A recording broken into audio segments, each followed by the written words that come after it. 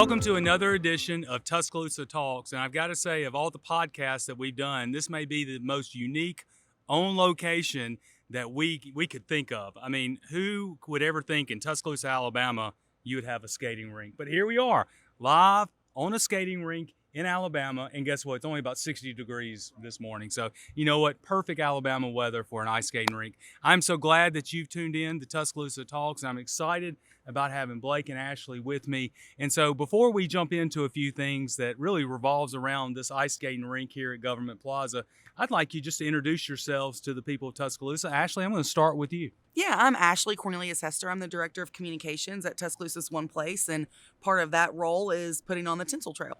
Okay. Blake? Blake Waldrop. I'm Special Events Manager here at the City of Tuscaloosa. I've been here since August. I am managing basically all the events that happen offside of our physical venues that we have here in town. And so an ice skating rink is part of it. That's exactly right. And we actually own this ice skating rink. We do. It's great. It's been a great benefit for us to own it. Well, I want to come back to the ice skating rink itself, but Ashley, I want to start with something that's really become a Tuscaloosa tradition. Yes, that is the Tinsel Trail. So how long has Tuscaloosa One Place been putting on the Tinsel Trail? And talk about why it's important to what y'all do every single day. Yeah, so this year is our 9th Tinsel Trail in Tuscaloosa, and traditionally we have been at the Riverwalk, but with ongoing projects, we were able to move here, and it is fantastic. This is a fundraiser for Tuscaloosa's One Place. We're a family resource center in town offering over 20 different programs, all designed to meet family needs. And this fundraiser, I mean, not only is it a fundraiser for the agency to kind of fill in the gaps that grants don't necessarily cover, but it's also a fantastic event for the whole community to enjoy. It's free. It's open 24/7, very accessible. We're very proud of it. We're very proud to be here and see how fantastic it looks. Tell people that may not know what Tuscaloosa One Place does for so many people in our community. It's kind of hard because we try to be the one place that people can come and get the resources that they need, or families can come and get the resources they need. So we have broad kind of painting with a broad brush. We've got a ton of after school programs, school social work programs, teen intervention, parenting, workforce development, relationship education, and then we do not necessarily emergency, but crisis interventions and referrals. So if you are in need of maybe a food referral or clothing, we want to be the place that you can get that information and get connected with the resources that you may need. Well, the Tinsel Trail, as we just talked about a couple of seconds ago, has become a Tuscaloosa tradition.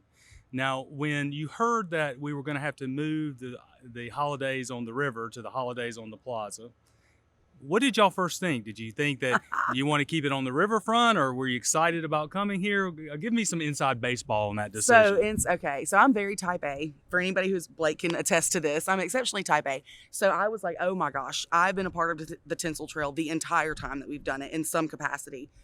What are we going to do? What is this going to look like? How are we going to set this up? We got a little bit of feedback from the community at first they were attached to our original home. But since we've put this up, since it's been decorated, we have heard nothing but overwhelmingly positive feedback about it being here.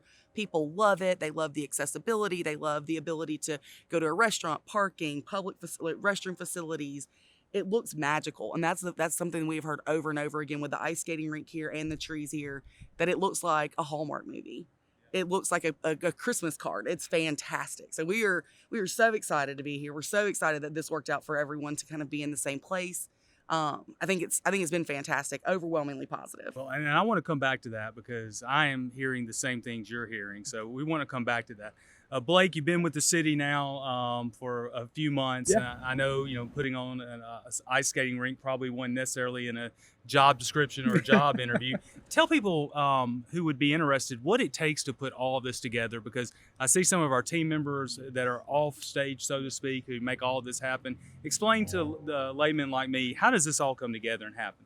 I tried to explain it to somebody the other night when they kind of discovered the ice rink. I was like, it's kind of like owning oceanfront property in Arizona, right? Like, it's a little bit hard to fathom an ice rink in Alabama. It really is a 24-hour operation for us. Managing the ice, making sure, just the project in general, when we first kind of realized it was going to happen here, where we were going to put the rink, number one, and how it'd be constructed, the size and all the scope and the chiller and all the things that go into this.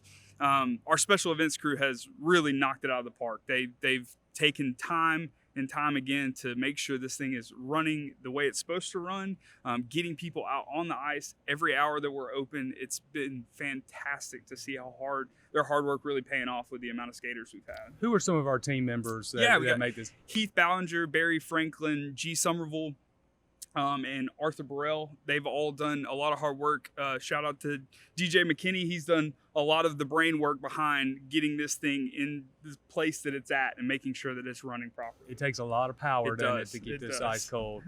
Well, and so in terms of when it rains, and we sometimes have to either bump back opening times, explain to people why rain is really not good for this ice skating rink. Right. So the way the rink works is there's 1,000 little lines running underneath the ice that keep it cold. So when rain, heat, and wind all are blowing on the ice, it melts from the top down. Well, it freezes from the bottom up. So if the lower we get to those coils, the more dangerous it gets for people because the ice gets uneven and it melts down. And so usually we monitor it. Luckily, we have had a great season where we've only had to close one day due to the ice conditions. And that has been fantastic for us. It's actually holding great. We're going to keep it going. We're as long as we are not in the 80 degrees in Christmas time, we should be good to go. Let me ask you this. If I asked you to drive the Zamboni, would you let me? For sure, in a heartbeat. If you can drive a lawnmower, you can drive the Zamboni. It's that easy.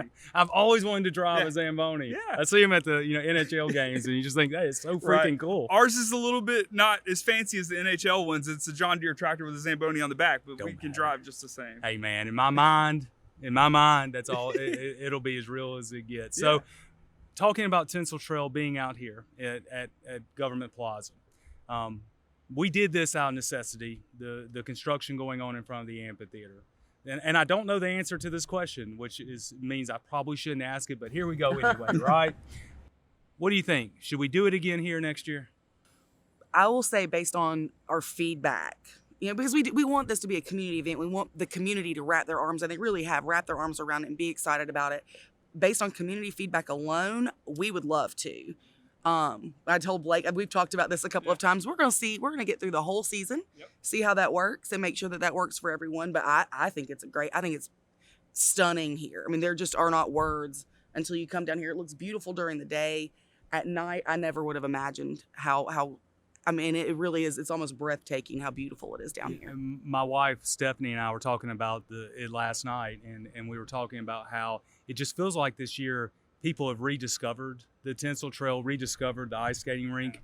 And I think sometimes, being on the riverfront, you can get a little bit out of sight, out of mind. And being here, I think you used the words, when I drive by at night or I'm leaving the office at night, it is like a winter wonderland out here. It's really cool. I mean, next thing we're going to have to get a snow machine or something.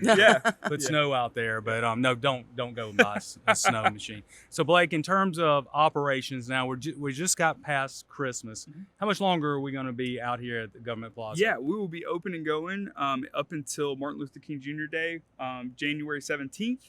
I will tell people that is the best time to come skate in January when it's nice and cold. The ice is perfect. We'll have friendly little polar bears out for you to grab on and hold on to so you don't fall. It really is the best time of the year to come skating right after Christmas when it's starting to get really, really cold in Alabama. It's gonna be a good time. Well, if you're interested in finding out what times we're open or staying connected to what's going on, where's the best place to go? Yeah, all of our information is on holidaysontheplaza.com. You can find our schedule there. You can find information about birthday parties and corporate parties and whatever you are interested in finding out about the rink. Our schedule is there. Our hours do vary. I will tell people that we will be closing some weekdays in January, but we will be open every weekend from here on out until Martin Luther King Day. Well, and if somebody wants to make a donation to Tops, wants to get more involved in what you guys do every single day, which is really, you're one of you guys make a difference in what you do.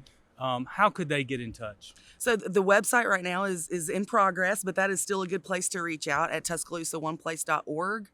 We do have people reach out through our social media channels as well, or they can email me. It's ahester@TuscaloosaOnePlace.org. And we love community involvement. We welcome any opportunities to work with our facilities or our programs, or we have internships, AmeriCorps positions.